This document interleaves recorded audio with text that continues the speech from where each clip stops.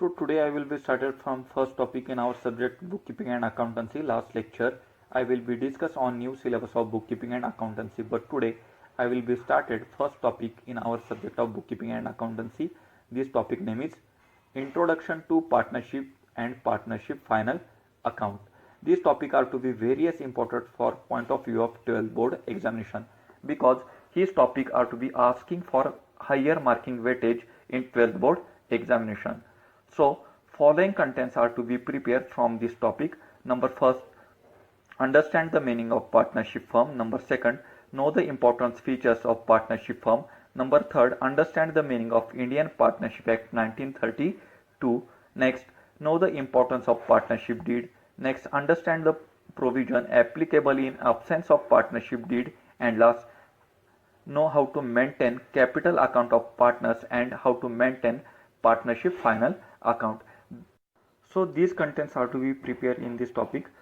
Firstly, I will be remember 11th standard final account. You have also studied on 11th standard final account.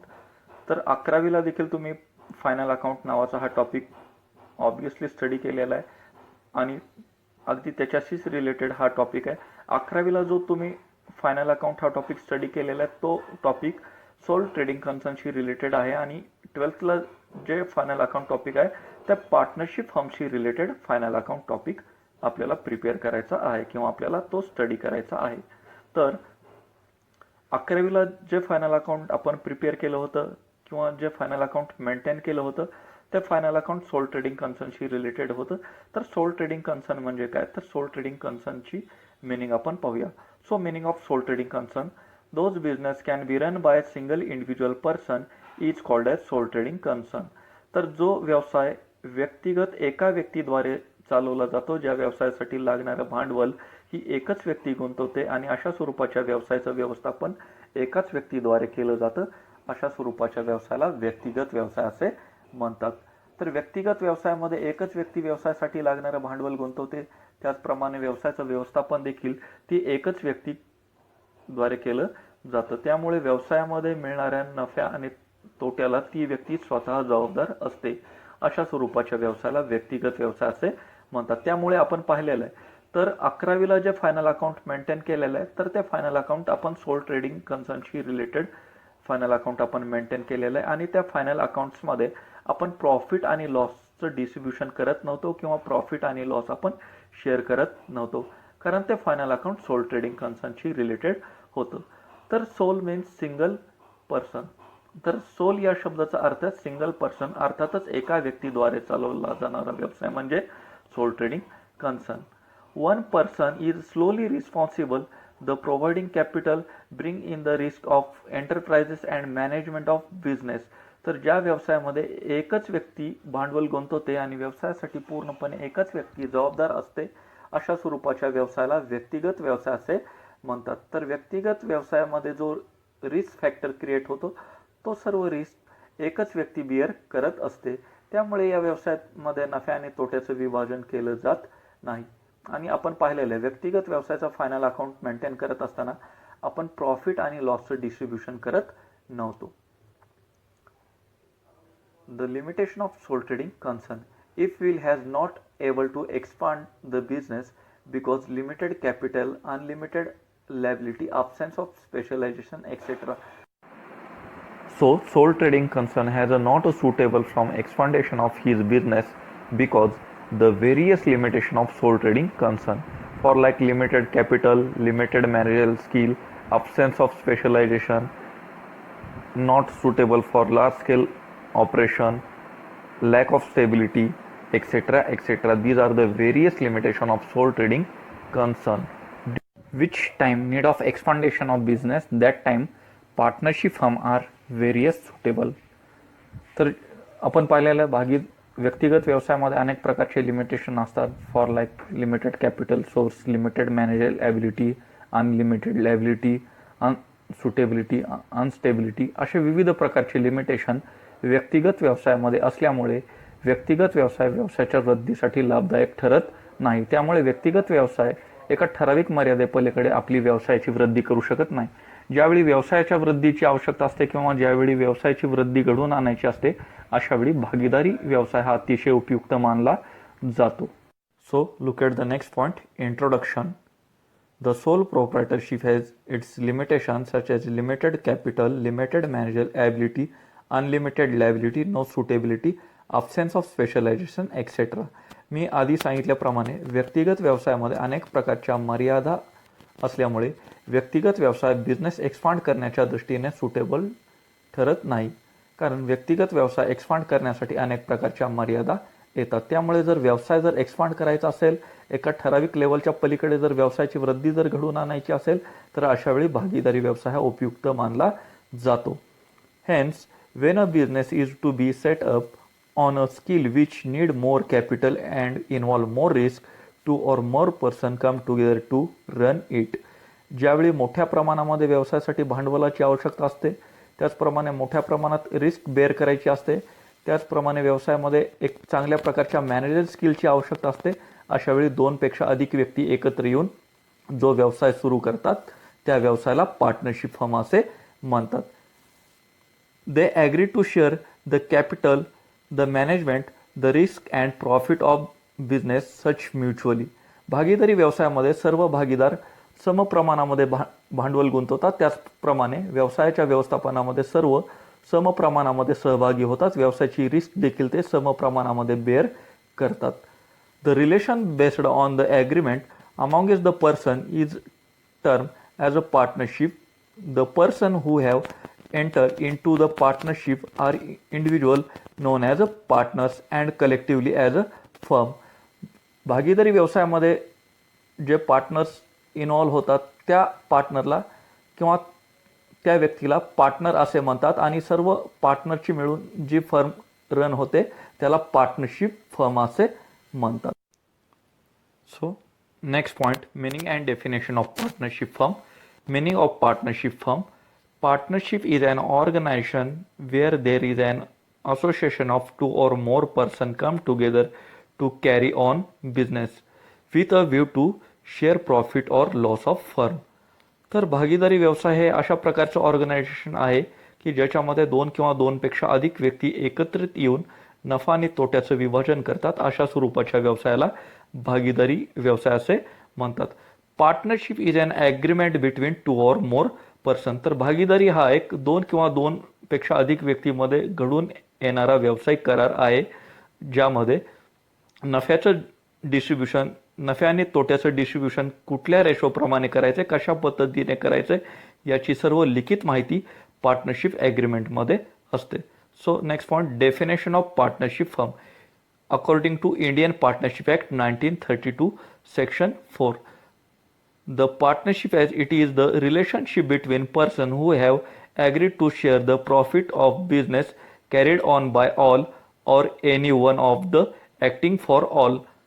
तर भागीदारी हा एक अशा प्रकारचा व्यवसाय आहे ज्यामध्ये 2 किंवा 2 पेक्षा अधिक व्यक्ती एकत्रित येऊन तोंडी किंवा लेखी स्वरूपाचा करार करून व्यवसायाची स्थापना करतात आणि या व्यवसायामध्ये सर्व भागीदार मिळून या व्यवसायाचं व्यवस्थापन पाहतात किंवा सर्वांतर्फे एक भागीदार हा व्यवसायाचं व्यवस्थापन पाहत असतो. अशा स्वरूपाच्या व्यवसायाला भागीदारी व्यवसाय असे म्हणतात. तर आपण पहिली डेफिनेशन पाहिलेली आहे इंडियन पार्टनरशिप ॲक्ट 1932 सेक्शन 4 नुसार.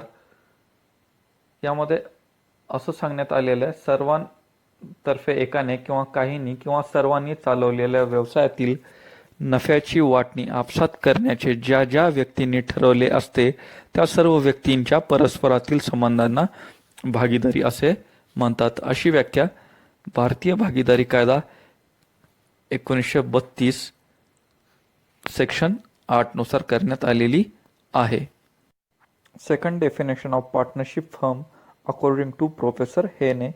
Partnership is a relation existing between person component to make contract who agree to carry on lawful business in common with view to earn private gain. तर professor हेने यांच्या मतानुसार भागीदारीची व्याख्या ही अशा स्वरूपाची आहे करार करण्यास पात्र असलेल्या व्यक्तींनी नफा मिळवण्याच्या उद्देशाने कायदेशीर व्यवसाय सामूहिकपणे करण्याचे ज्या व्यक्तीने मान्य केले असते अशा व्यक्तींच्या परस्पर संबंधांना भागीदारी असे म्हणतात.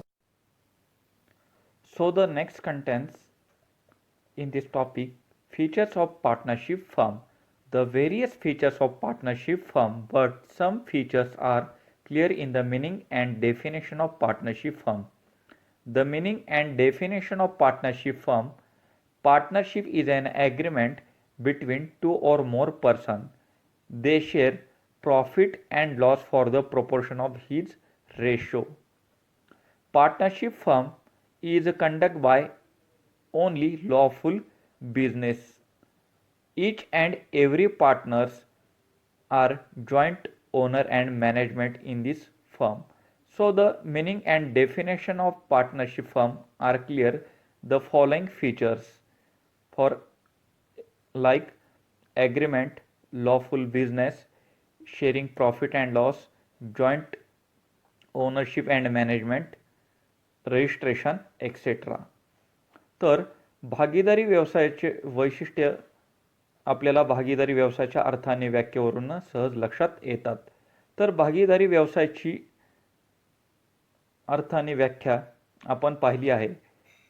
ज्या व्यवसाय स्थापनेसाठी दोन किंवा दोनपेक्षा अधिक व्यक्ती एकत्र येऊन कुठल्याही प्रकारचा कायदेशीर व्यवसाय करून नफ्या तोट्याची विभागणी कशा प्रकारे करायची आहे हे कराराद्वारे ठरवतात आणि अशा प्रकारच्या व्यवसायात व्यवसायाची मालकी आणि व्यवस्थापन हे संयुक्त असते. अशा स्वरूपाच्या व्यवसायाला भागीदारी व्यवसाय असे म्हणतात. तर ह्या व्याख्येवरून आपल्याला अनेक भागीदारीचे वैशिष्ट्य लक्षात येतात. उदाहरणार्थ पहिलं वैशिष्ट्य करार, भागीदाराची संख्या, नंबर 3 नफ्या तोट्याची विभागणी, नंबर 4 संयुक्त मालकी व व्यवस्थापन. तर अशा वेगवेगळ्या प्रकारचे वैशिष्ट्य ह्या व्याख्येवरून स्पष्ट होतात. तर भागीदारीच्या अर्थाने व्याख्येवरून आपल्याला भागीदारी व्यवसायाचे वैशिष्ट्य किंवा फीचर्स हे सविस्तर लक्षात आलेले आहेत. तर हे फीचर्स किंवा वैशिष्ट्य आपण वन बाय वन पाहूया. So look at the features on partnership firm. So look at the first features, agreement. Partnership is a result of agreement between partners. It could be written or oral. भागीदारी हा एक व्यावसायिक करार आहे. हा करार लेखी किंवा तोंडी स्वरूपाचा असू शकतो. A written agreement is preferred so that it can be used as proof in the court of law. Such written agreement known as partnership deed. परंतु लिखित स्वरूपाच्या कराराला कायदेशीर मान्यता प्राप्त झालेली असते. लिखित स्वरूपाचा करार हा कायदेशीरदृष्ट्या भागीदारी व्यवसायाचा पुरावा म्हणून ओळखला जातो किंवा याच्याकडे पुरावा म्हणून पाहिला जातो. Second features, number of partners. So look at this point. Minimum 2 partners are need to started partnership firm and the maximum number of partners are 15 according to company act 2030 amendment in 2014.